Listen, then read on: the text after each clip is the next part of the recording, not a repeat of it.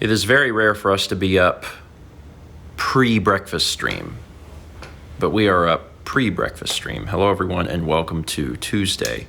We went to bed pretty early last night. We were asleep by 10 p.m., which is not what we typically aim for. We're usually trying to go to bed right around midnight or so. But I actually didn't talk about it, but when the night that we were in Charleston, I did not sleep well. Like, I slept, I think, 3 hours, and then I woke up and I was, like, awake. So even though I was relaxed to be there, once I woke up in the middle of the night, I was like, oh, I'm awake.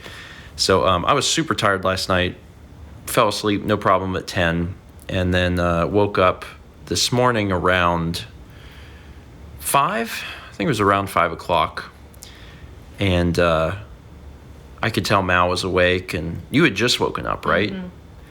So Kepler wanted scoop. Kepler was starting to get up and stuff. So at about 5, I was like, well, we've slept for 7 hours, and we could maybe get up. So we laid in bed for a little bit, and then we got up and we made a whole breakfast. So I got toast, eggs, hash browns, and this is really unusual. To get up before breakfast stream and eat breakfast.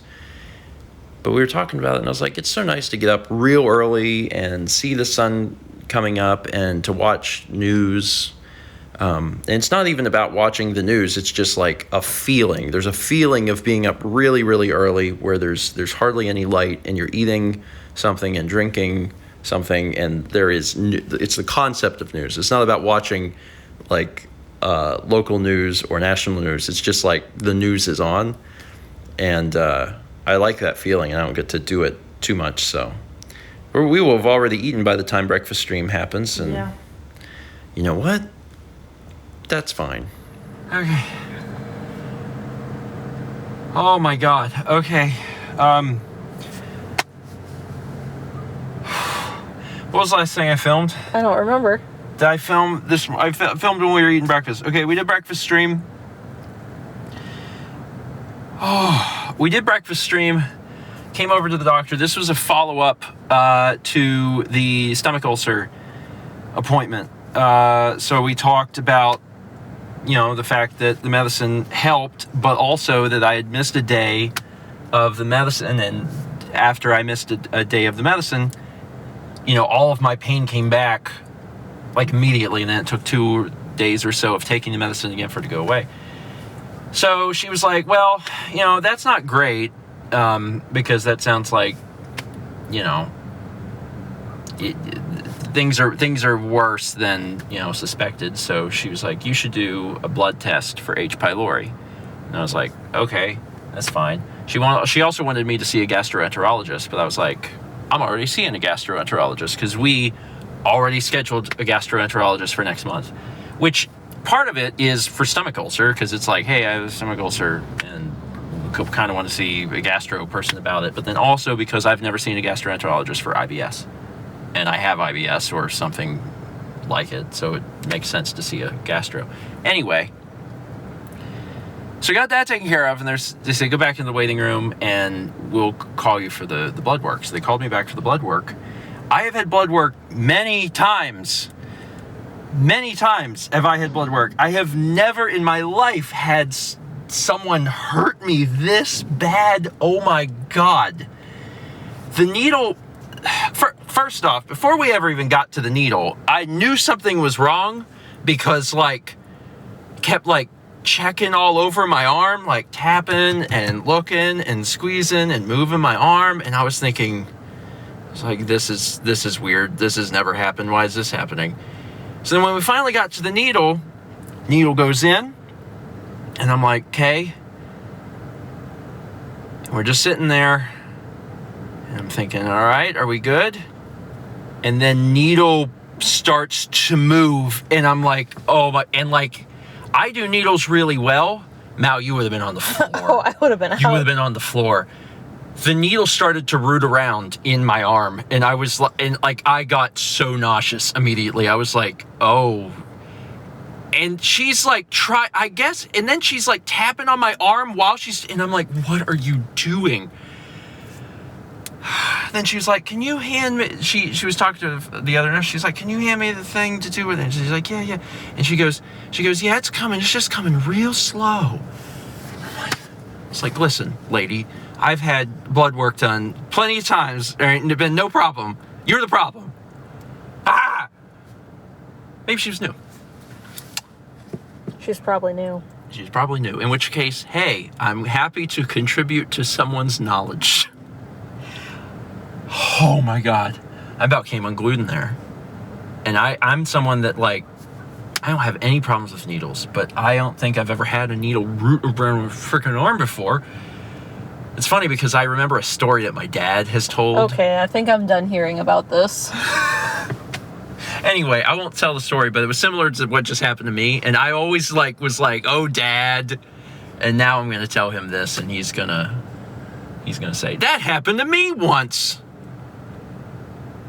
I'll make sure I put a warning on the screen that's like, needle story incoming, so people can pass by it if they want. But Lord have mercy. Anyway, my arm is super sore, like to the point that I can barely move it. So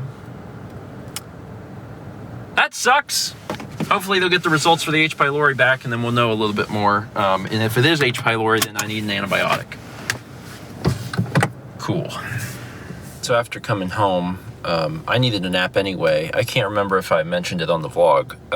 I did not sleep well in Charleston. So I've been I slept well like last night, but I guess I'm still recovering from sleep as a result. But I needed a nap anyway. But after the mess with my arm, I was like, dear God, I'm just going to lay down and just rest. And I slept for over 5 hours. And I don't know that I would have gotten up, to be honest. Kep woke me up. Yeah. And I actually think I would have just kept sleeping. I don't know what it is. Lately, with everything that's been going on, with how I've been feeling, with all the doctor's appointments, and then like this today, I feel really beaten up, I guess, like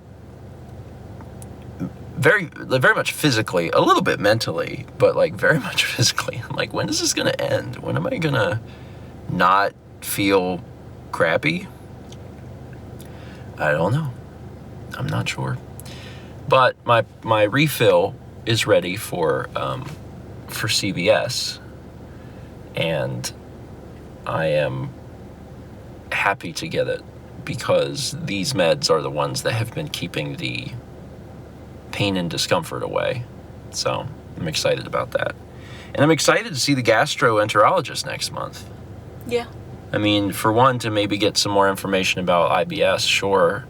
But then also just to have someone who can do all of the necessary procedure stuff if we find out this isn't a stomach ulcer. I don't know. Yeah, it's one thing after another. One good thing is that the the prescription that I'm taking, the first 3 letters are SUC, and we got the text that said that the prescription was ready, and it only gives you the first 3 letters. So the text said, "Your prescription suck is ready." And I was like, well, doctor's orders. So after I got that medicine, we came home and we ate some dinner, and I'm just exhausted again. Like I am just, I don't know, I don't know why. I'm just physically and mentally exhausted again. And I feel like I haven't done anything. I haven't done anything today. I've slept. I slept last night, and I woke up and I did breakfast stream and went to the appointment. And I got home and I slept, and then I woke up to get the medicine and eat, and now I'm sleeping again. And I don't know what's up. I just feel so crummy. So I'm just gonna end the vlog because it's night and I don't know when I'm waking up. I don't know if I'm gonna like sleep till morning or if I'm gonna wake up in the middle of the night and be awake or what. But right now I feel terrible, so I'm just gonna lay down.